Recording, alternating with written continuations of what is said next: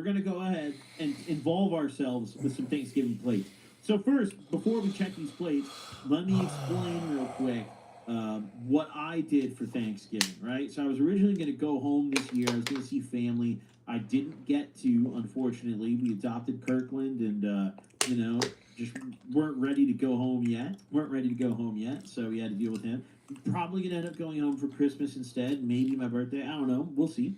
But either way, I ended up going over. Once I told everybody, like all my homies on the Godcat, I told Kyle, I told Chris, I told Fish, my producers, I told everybody. Chris is like, you should come over to my place. We had like what was effectively a Gobcast Thanksgiving. It was me and both of my producers, and we were at one of their girlfriends' like dad's houses for Thanksgiving, and it was very good. It was very good actually. It banged. It was a very very solid meal. My mom's cooking is pretty legit, dude. So I was a little concerned. I'd never gone to a different Thanksgiving like that before. I always stick with my mom, or like my family in general, I should say. I've gone to different Thanksgivings. I go to family ones. This was my first time venturing out, and it was legit. So let me go ahead, pull this up. It's time for plate review, dude. Here we go. So here's mine. This is my plate this year. We got the stuffing, we got the sweet potato, we got the green beans, we got the ham, we got the turkey. This is my leftovers, mind you. This is the day after, so keep that in mind. All right. We got the mac and cheese. We got the mashed potato. Hey, this was how a you very doing, legit. Good to see you. I do. Good to see you again. Check out his pants. I do. Thank you. Thank you. Good to see you again. Congratulations. Thank you. Yes, it's been. You did it. You did it. So I am with Mayor-elect Saran Mamdani. After the election, you released a video that had my MAGA relatives in a tizzy. You're sending me this video of yours where you're asking for money to fund your transition team. And I'm trying to explain to them that transition costs are normally quietly funded by lobbyists and special interests. So please, for everyone at home, explain how taking $5, $10 in transition donations makes your campaign people-powered rather than lobbyist-powered. I actually understand where your MAGA relatives are coming from, because for a lot of people, this is the first time that they're even hearing about the fact that transitions are funded. Yeah. And that has been the case for a long time. But as you've said, a lot of this funding, a lot of the solicitations have happened in private. Yeah. And what you'll find is in previous transitions, the number of donors are far fewer. The average size of the donation is far higher. We now have more than 25,000 donors. The average donation is around $70. We've raised $2 million. And all of small this dollar is donations in average of less than $100, right? And this is small dollar donations powering the ability for us to prepare for day one. I mean, at the core of it, if we want January 1st to be a day where we can start to deliver, we have to make the days before then days where we can start to prepare. And it's already meant that we went from a staff of 45 to a staff of 90, a staff that can not only vet applicants, but start to make hiring decisions, that can start to interrogate the policy commitments we've made and the implementation plans we have. That's all possible because of everyone's generosity and support. Just for the record, this transition team is powered by Lena Khan. Yes, Lena Khan is one of the incredible co-chairs of the transition. We have three other co-chairs, Maria Torres Springer, Grace Bornia, and Mel Hartzog. And together, the four of them are leading a transition that is focused on the work at hand as opposed to the typical pageantry that comes with a transition period. Okay. And today you're going to be announcing the committees that you're setting up. So today we announced that more than 400 of the best New Yorkers that money can't buy are going to be joining our 17 committees. These are committees that focus on things like worker justice, that focus on immigrant rights here in New York City, that focus on the arts, that focus on education, and they are committees that speak to the many different issues that New Yorkers are looking for leadership on. And what was so exciting about being in this room, which is where we announced this, was that these are New Yorkers who are already doing the work of keeping the city dreaming, or some of them are doing the work of keeping the city running. And all of them together are doing the work of making the city great. Fantastic. And lastly, you mentioned while you're on MSNBC that there was MAGA for Mamdani. Yes. Okay, so Did you see his song he made recently? I interviewed the guy. Oh my goodness. MAGA. How many shirts does he have? Good morning or good night, whichever the case may be. I would like and subscribe to support your freedom of speech, sir. Thank you very much. Thank you very much, my dude. Thank you. Thank you, thank you, thank you.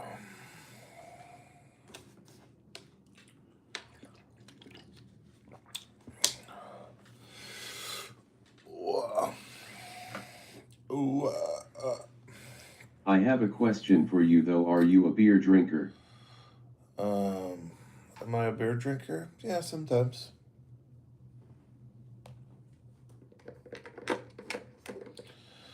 Actually, I have a little drink right here, but this isn't beer, obviously. This is just like whiskey and Coke. It's like one shot of whiskey. The last little bit.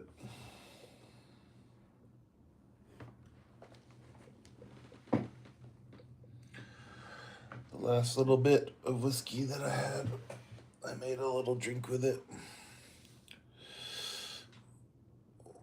Why do you ask? You like beer? I was just curious. I got a beer for my corner store over the weekend, poured it into my cup and had half a can of mold pour out of it into my cup, trying to see if that's ever happened to you. No.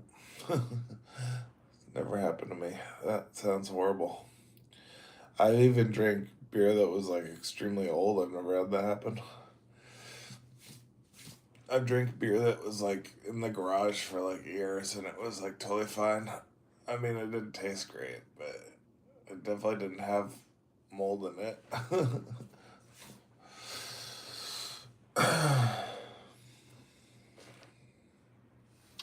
That's weird. I don't know how that would have happened.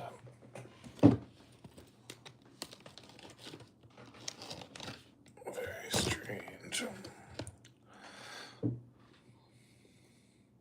What kind of beer was it? So I don't ever buy that. I've been trying to get a hold of Anheuser-Busch since Monday and they just keep putting me on like a 6-hour wait to get to talk to anybody. Was it just like Bud Light or something?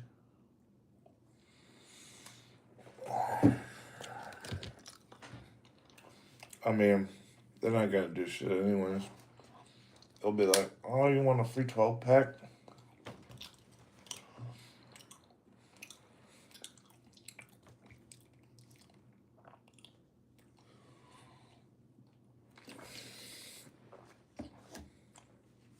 They won't even do that probably. Because shit would be too expensive to ship. So, I don't know if they have them where you're at, but it was called Cobra. Oh, King Cobra?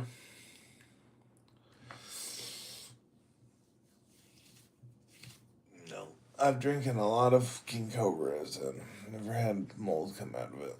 That's really gross.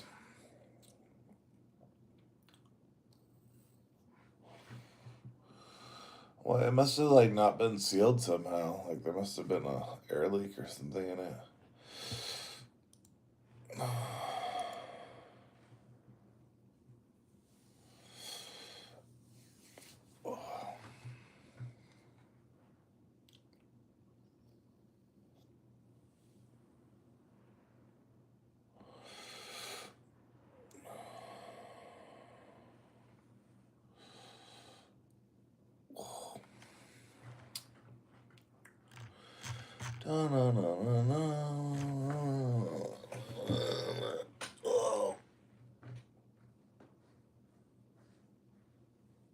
I'm not trying to get anything out of him, I just want to let them know they got cans of tainted beer out there. Somebody could get seriously sick.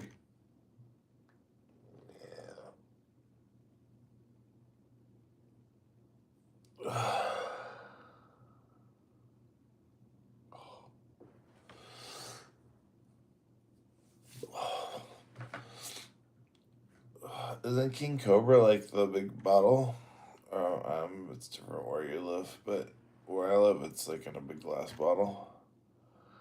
They usually sell King Cobra just like in 40s.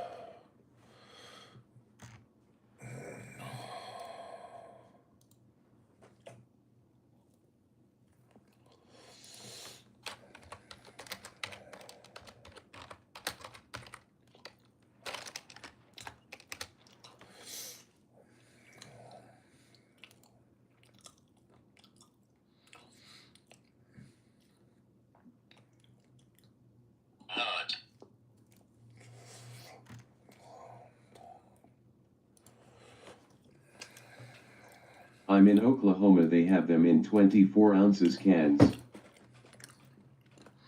Oh, yeah, I like the tall boy. I guess they do sell those here too. Yeah, it's either tall boys though or 40s.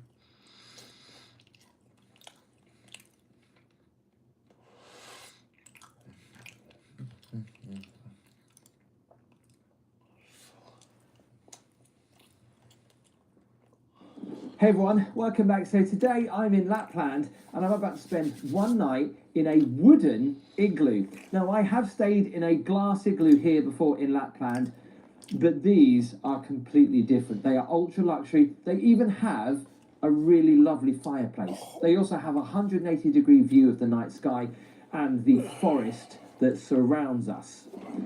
As you walk up to each cabin, look, the lights come on.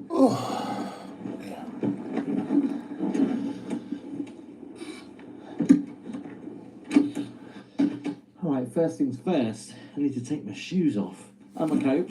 So pretty simple layout in. I've been playing that Outer Worlds 2 game. It's alright. I haven't played too much of it, but it's alright. Here, there's a place to put your coats, there's some storage for luggage, and then the way this has been set up, this is normally like a little mini living room area, but this has been set up for a sofa bed because Casper's going to be joining us. The big draw about this room is not only this amazing fireplace, but also the view from the bed. The bed is just beyond there, but before I show you that, check out the fireplace. Look at that. And it's nice and warm as well. I mean, imagine if the Northern Lights show tonight, we'll be able to see it from bed. I love that wooden smell in here. Cup of tea. The great thing about these is that they keep the temperature of the water hot all the time. The worst thing about when you make a cup of tea is when the kettle goes a bit cooler and then you have to reboil it. They keep it warm. I've got a DeLonghi coffee machine. Love these mugs. Look at that. A few glasses.